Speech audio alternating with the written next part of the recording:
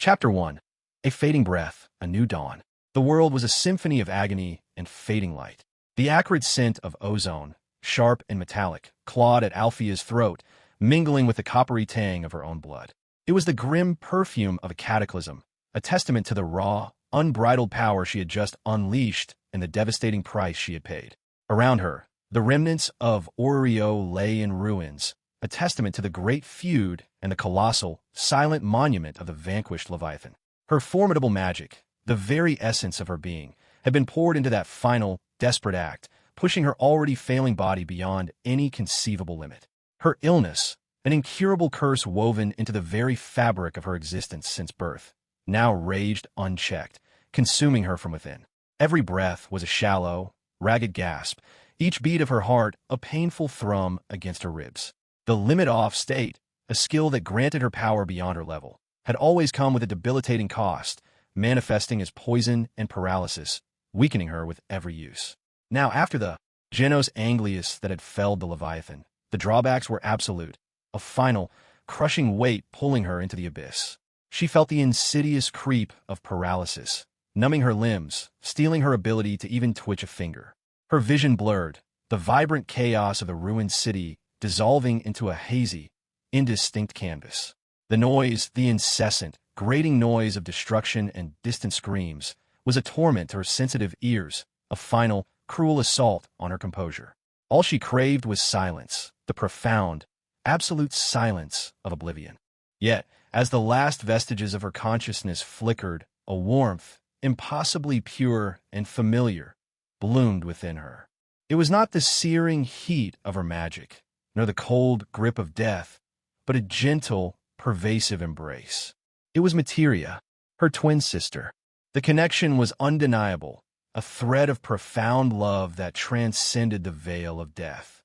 Materia's dying act, a miracle born of selfless devotion, had ensured her son, Bell, was born free of their shared, cursed lineage. That boundless sacrifice, Alfia realized with a jolt that momentarily pierced through the haze of pain, seemed to ripple outward, extending beyond Bell, granting Alfia an inexplicable reprieve, a partial remission, a stabilization from the relentless grip of her own disease, a fleeting moment of grace in the face of absolute despair. Why? Why her? Why was she, the one burdened by a sinful power, being granted this impossible gift? The question echoed in the fading chambers of her mind, unanswered, yet undeniably present. It was Zeus, the old god of heroes, who found her. His usually boisterous demeanor was subdued, his shoulders slumped with a weariness that spoke of profound loss. His gaze, usually twinkling with mischief, was heavy with the weight of their familiar's recent, devastating defeat against the one-eyed black dragon. The banishment of the Zeus and Hera familius, the public scorn for their failure to protect the world, had been a bitter pill to swallow, a humiliating end to an era of unparalleled might. He moved with a quiet urgency, his hand surprisingly gentle as he carefully lifted the frail form of the woman who had once been hailed as the strongest mage in the world. The journey was a blur of pain and disorientation for Alfia. Each jostle sent fresh waves of agony through her weakened frame, but beneath it, a strange sense of being cared for, of being protected, began to settle. Zeus, despite his own profound grief and the crushing burden of their defeat, was resolute. He carried her away from the devastation, away from the prying eyes of a city that now reviled them, to a secluded, untouched corner of the world. It was a small, unassuming cottage nestled deep within verdant hills, far from Arario's immediate dangers and the relentless scrutiny of other familius. There, cradled in a makeshift bassinet, lay a tiny bundle of white hair and crimson eyes. Bell, Materia's son, Alfia's nephew.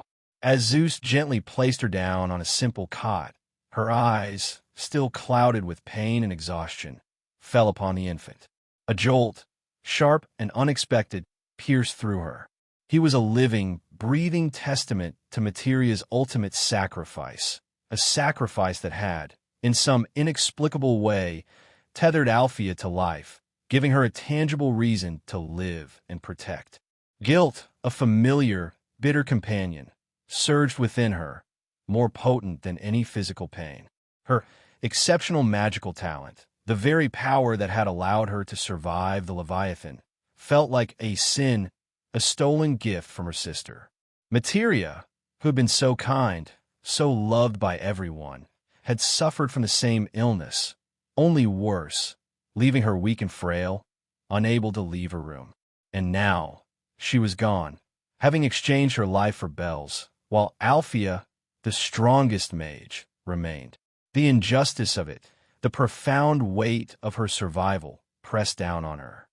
Zeus, sensing her turmoil, spoke softly, his voice a balm against the echoes of battle and the clamor of her own self-reproach. She wanted him to live, Alfia, to live a full life, free of the curse that plagued us. He explained Materia's final wish, her desperate plea for Bell to be free, and how that profound mother power might just be the key to Alfia's own continued existence, a reason to live and nurture. He spoke of the possibility that by choosing to raise Bell, Alfia would find her own life prolonged, a concept that seemed almost too fantastical, even for a goddess. Alfia listened, her mind reeling. Oh, mother power? Her? The silent witch who despised noise and found solace only in solitude, now bound to a wailing infant? The idea was absurd, yet a flicker of something, a fragile, nascent hope, ignited within her. Bell, with his pure, innocent presence, was a stark contrast to the darkness and destruction she had just endured. He was a blank slate, untouched by the turmoil of their past, a living embodiment of Materia's love. And so, in that quiet sanctuary, far from the prying eyes of Oreo and the lingering shadows of their banishment, Alfia began the arduous journey of recovery. The cottage itself was simple, almost Spartan, a stark contrast to the opulent Hera Familia manor she had once inhabited, where even her own bedroom had been plain amidst the haughty goddess's extravagance. Here, there was only the bare minimum, a quiet solitude that, for once, was not entirely of her own choosing. Her body, once a vessel of immense power, was now a fragile shell, demanding years of rest and healing. The initial days were a blur of pain, weakness, and the constant, demanding presence of the infant. Bell's cries, his tiny movements, his pure, unadulterated existence were a constant challenge to her ingrained desire for silence and solitude. She, who was known for her calm and composed demeanor, yet could be selfish, neurotic, and violent when provoked, found herself navigating an entirely new landscape of emotions. She observed him, a tiny, helpless creature, so utterly dependent. She watched him sleep, his small chest rising and falling with an innocence that felt alien to her battle-hardened soul.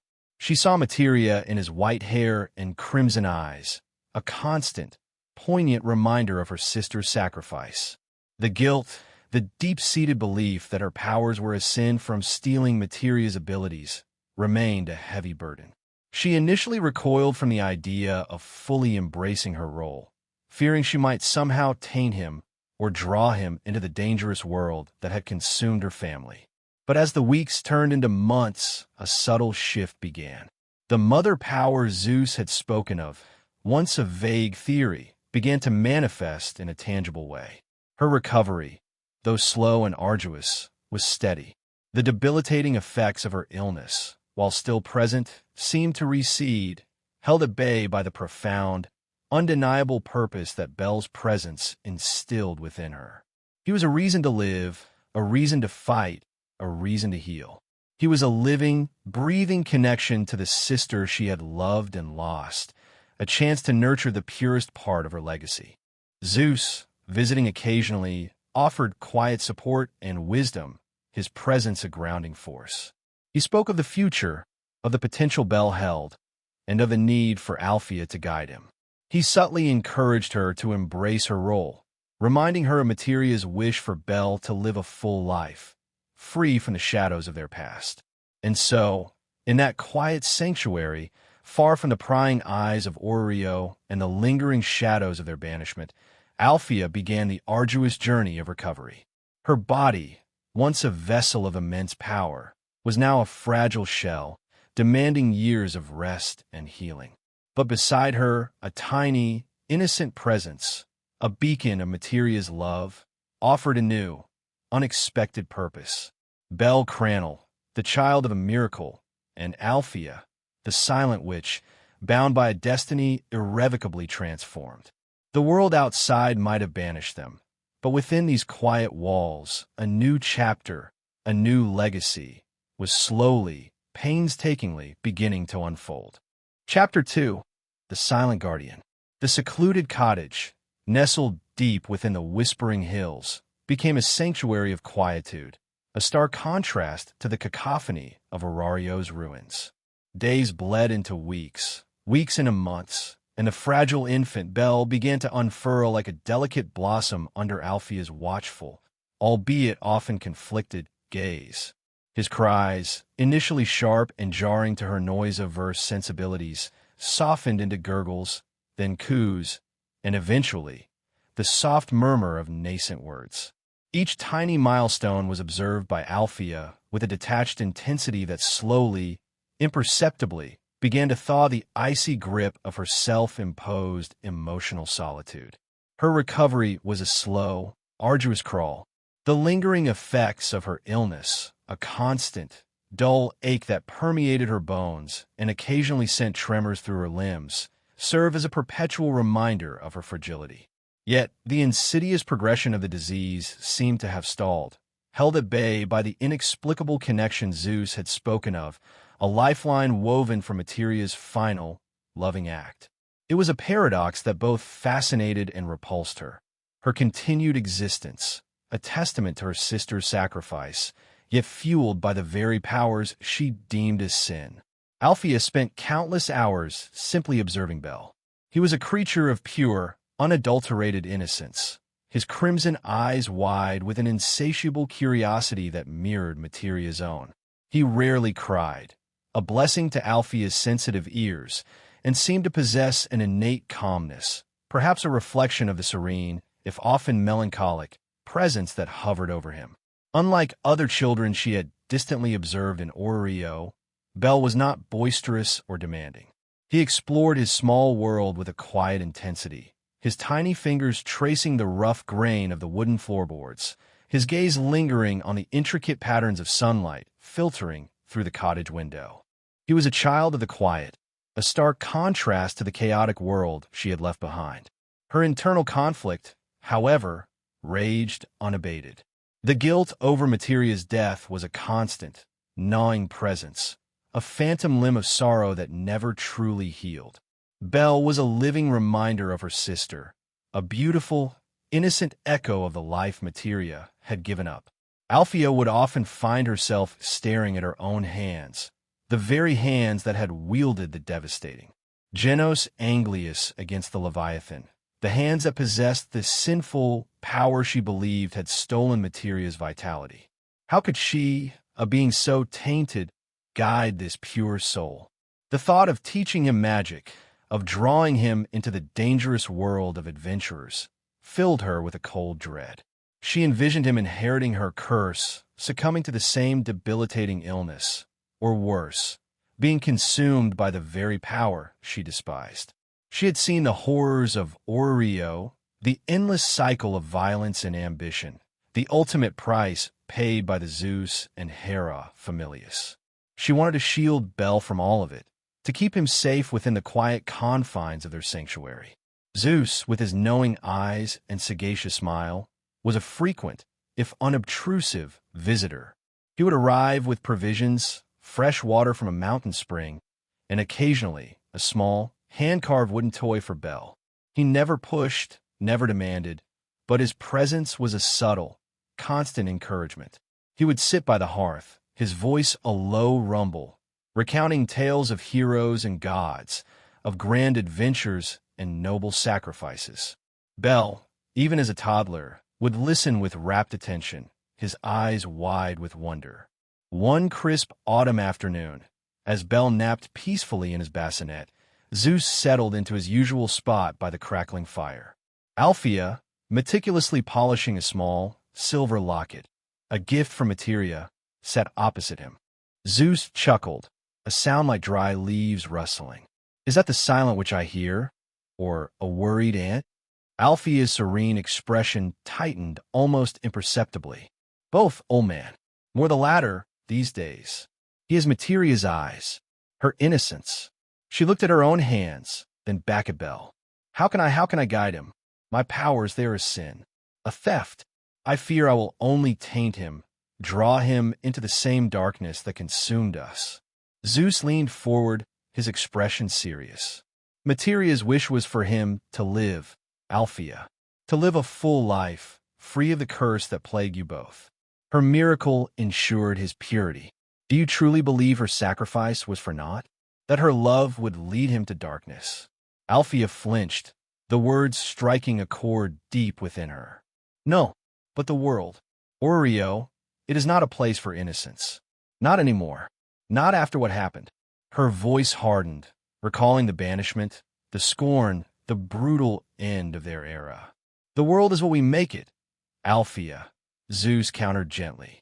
And Bell, he is meant for great things. You know this. You feel it, just as you feel the profound purpose that keeps you here, tethered to this life. To him, a continuation of Materia's wish.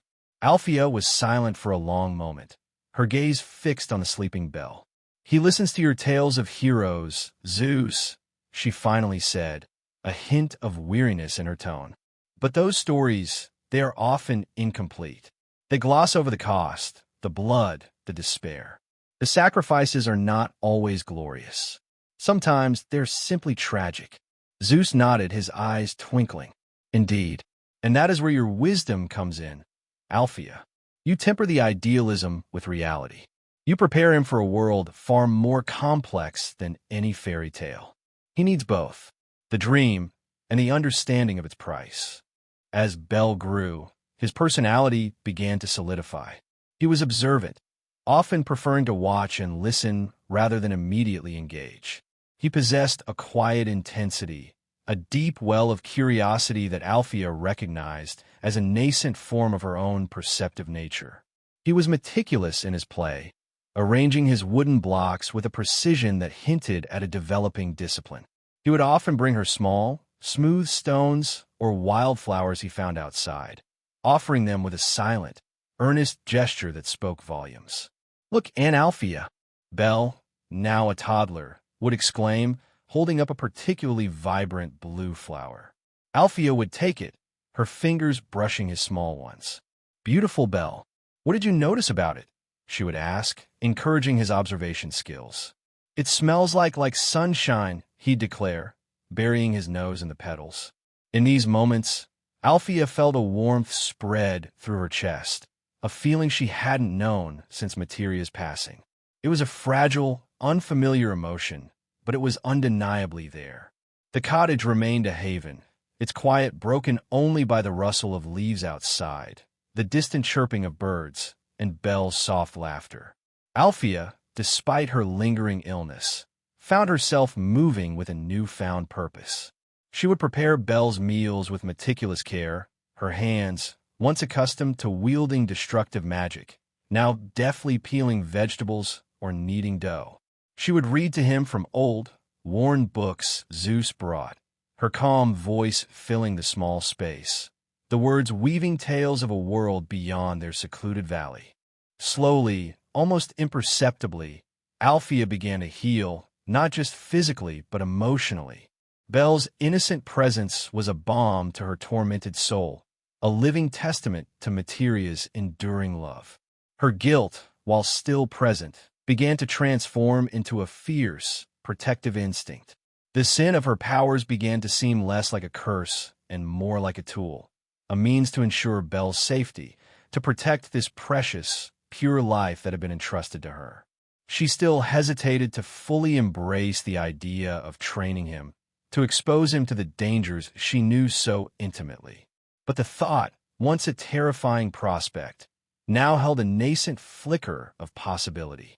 Bell was growing, his potential undeniable, and Alfia knew, with a certainty that resonated deep within her, that she could not keep him hidden forever.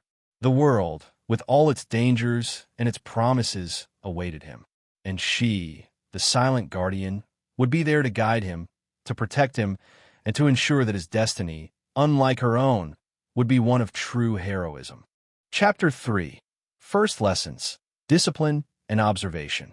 Years flowed like a quiet stream through the secluded valley, carrying Bell from infancy into the boundless energy of early childhood.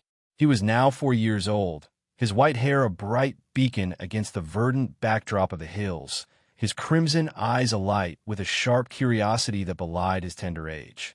The cottage, once a mere refuge, had become his entire world, shaped by the silent, formidable presence of Alfia. His days were structured, a stark contrast to the carefree abandon of most children. There were no boisterous games, no chaotic romps through the woods. Instead, his mornings began with the soft, rhythmic thud of Alfia's footsteps as she moved about the cottage, a silent signal for him to rise. He would find her already seated by the small, wooden table, a cup of herbal tea steaming before her gaze calm and unwavering as he approached. "Good morning, Belle," she would say, her voice a low, even tone that held no room for argument. "Today we begin." Belle, ever observant, knew what begin meant. It meant the start of his formal training, the lessons that would shape him. He had watched Alfia's movements for years, seen the quiet strength in her frail frame, the precision in her every gesture. He respected her, a deep, innate understanding that this quiet woman held immense power, even if she rarely displayed it. One crisp morning, as Bell finished his breakfast, he looked up at her, his eyes earnest. "What are we doing today, Aunt Alfia?" A sharp, almost imperceptible twitch at the corner of Alfia's lips. Her hand, quick as a striking viper, delivered a light, precise tap to the top of Bell's head. It wasn't painful, but it was firm, a clear correction. Bell rubbed the spot, his crimson eyes wide. "How many times, Bell?" she asked, her voice still calm, but with an edge of steel. "I am not your Aunt Alfia. That term is for distant relatives, for those who hold no true claim. You will address me as stepmother. Do you understand?" Bell nodded quickly, a blush creeping up his neck. "Yes, stepmother. I understand." The word felt strange on his tongue, formal, yet it carried a weight of belonging that Aunt never had. He knew, instinctively, that this was important to her, a way to define their unique, profound bond. "Good," Alfia affirmed, a flicker of approval in her eyes. "Now outside. We begin with conditioning." Their training ground was a small, cleared patch of earth behind the cottage, surrounded by ancient trees. Alfia, despite her lingering illness, moved with an almost ethereal grace.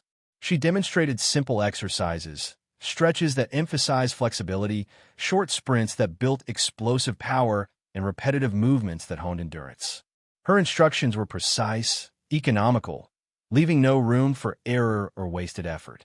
"Breathe, Bell," she would command, her voice cutting through his labored gasps. "Control your breath. It is the foundation of all strength.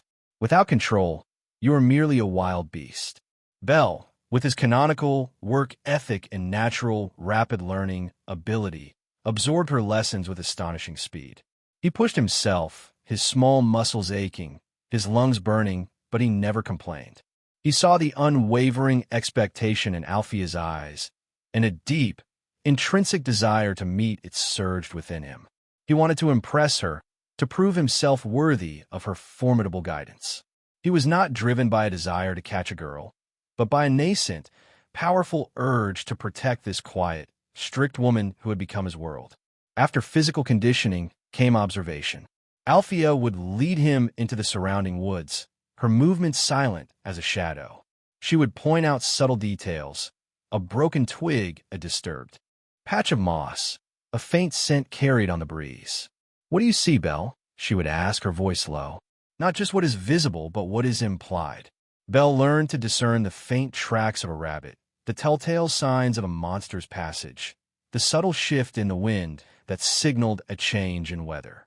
He learned to listen, not just with his ears, but with every fiber of his being, to the symphony of the forest, identifying the discordant note that signaled danger.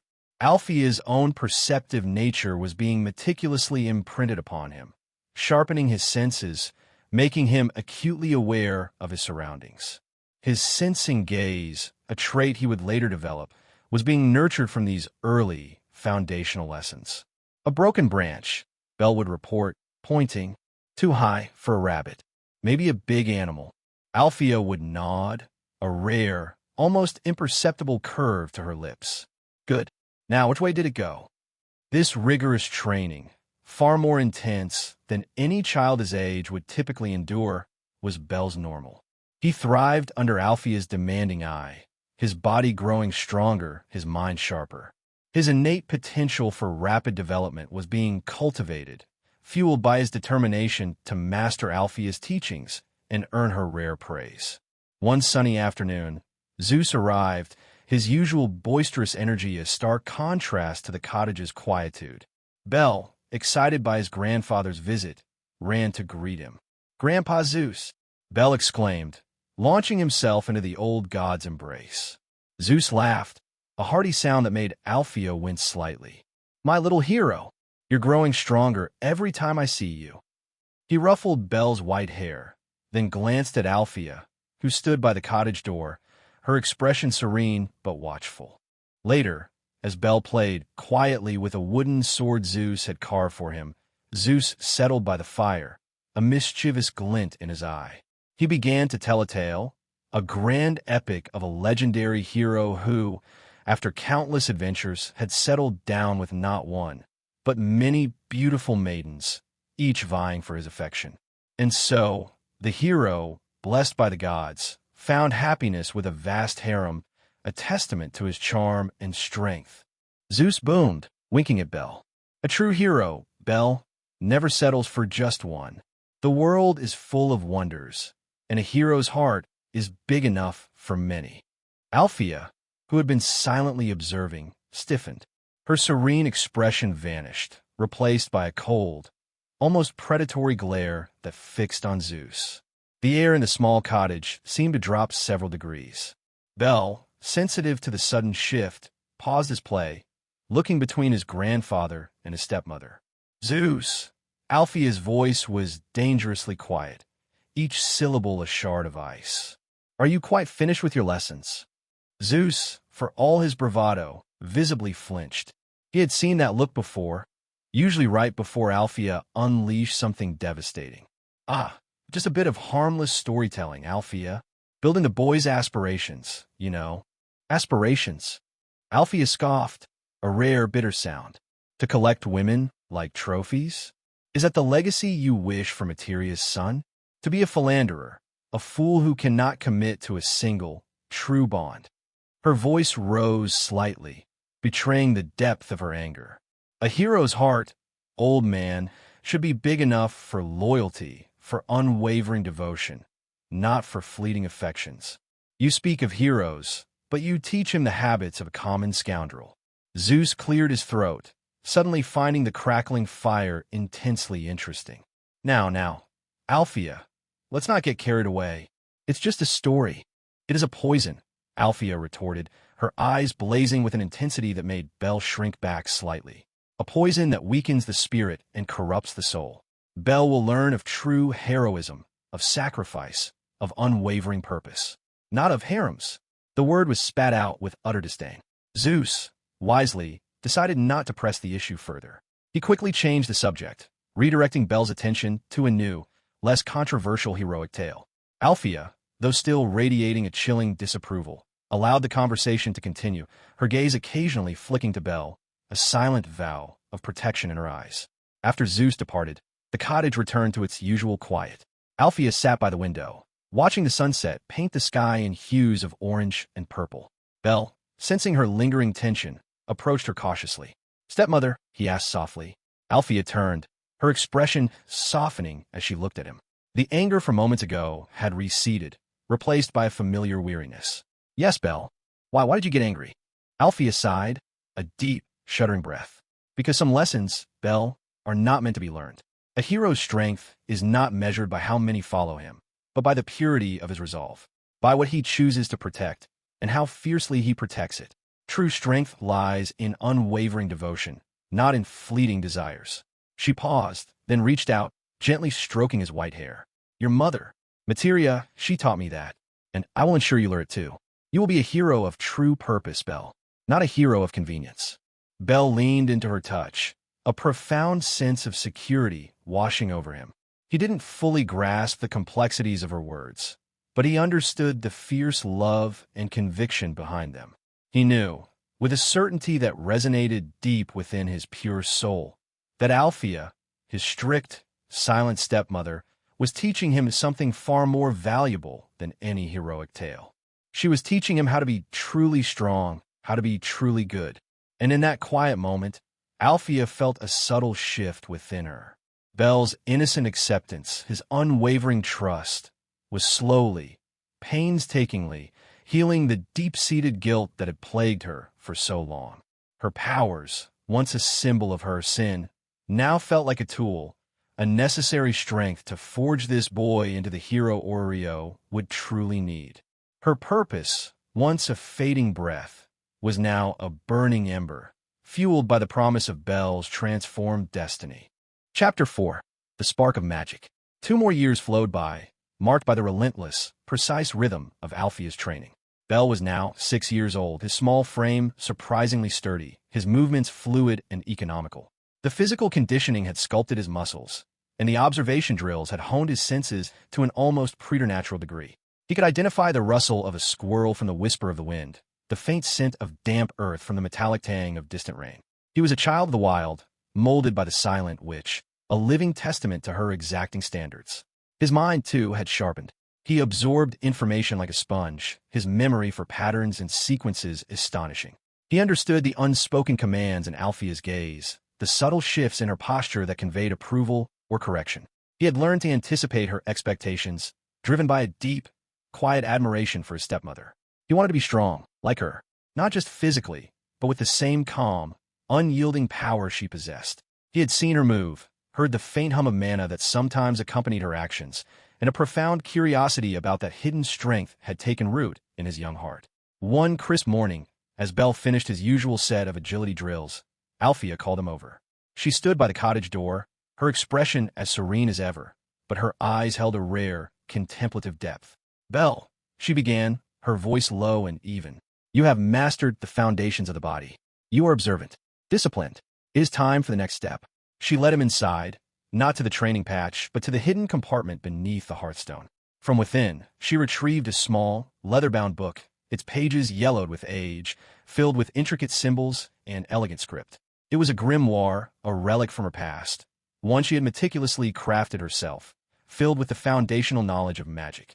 Only elves are born with the innate ability to cast magic without a fauna or a grimoire, Alfia explained, her voice calm, devoid of any fear of the power itself.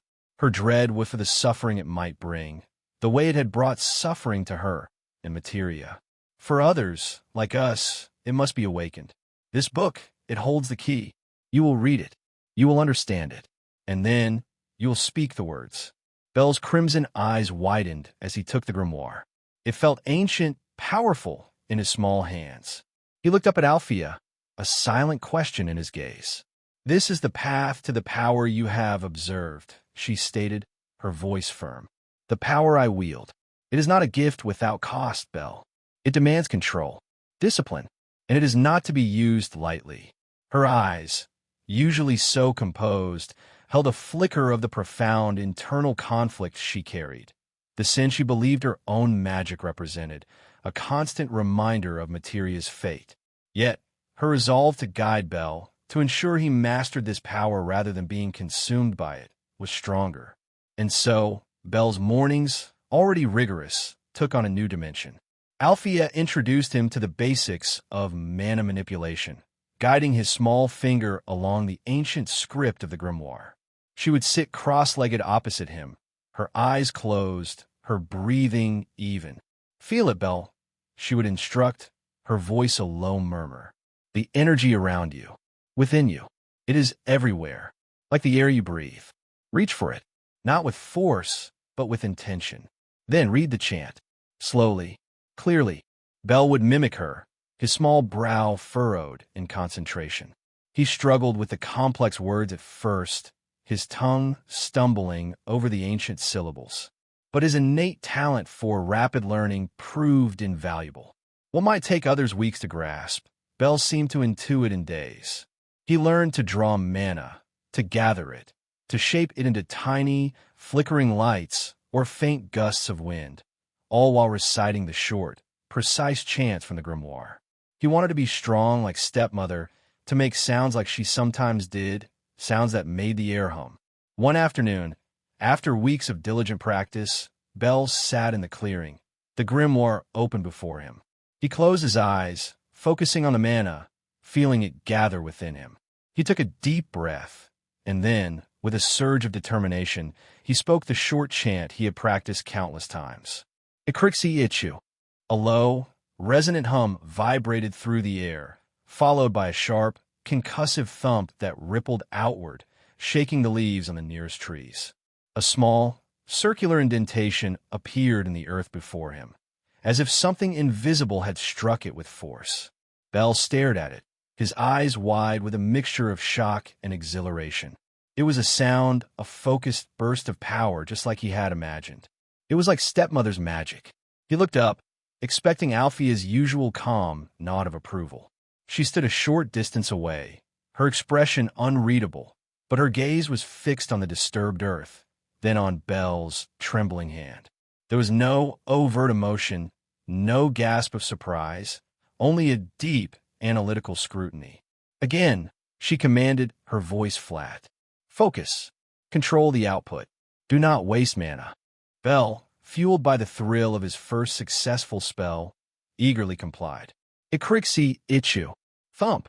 He repeated it again and again, the short chant becoming easier, the concussive force growing slightly stronger with each repetition. He felt the mana flowing, a powerful river within him, and the sheer joy of wielding it was intoxicating. He wanted to see how strong he could make it, how many times he could cast it. He wanted to be like Alfia, who could make the very air tremble with her power. Bell. Alfia's voice cut through his excitement, sharp and clear. Do not overexert yourself. Mana exhaustion is a dangerous state. You will cease when I instruct you. But Bell, caught in the throes of his newfound power, barely registered her warning. He was too excited, too focused on the exhilarating sensation of the magic. Ikrixi Ichu. Thump. Ikrixi Ichu. Thump. The world began to spin, the edges of his vision blurring. His head pounded, and a wave of nausea washed over him. He felt cold, then hot, his limbs growing heavy. Bell. Cease. Alfia's voice was closer now, sharper, but it sounded distant, muffled. He tried to respond, to stop, but his body wouldn't obey. The mana, once a flowing river, now felt like a draining well, leaving him hollow and weak. His last conscious thought was of the powerful sound, the way the air had vibrated, just like stepmother. Then the world went black. Bell Cranel collapsed to the ground, utterly drained, the grimoire slipping from his limp fingers. Alfia was beside him in an instant, her movements swift and efficient. She knelt, her fingers pressing against his neck, checking his pulse. Her expression remained composed, betraying no panic, but her eyes, usually so serene, held a flicker of grim satisfaction mixed with a familiar, deep-seated concern. Mana exhaustion, just as she had warned. He had pushed too hard, too fast. It was a lesson he needed to learn, a harsh reality of magic. She lifted his small, unconscious body, her gaze sweeping over the quiet woods. The spark had been lit, and now, the arduous journey of shaping it into a controlled, purposeful flame truly began. And she, the silent guardian, would ensure he learned the discipline required, no matter the cost.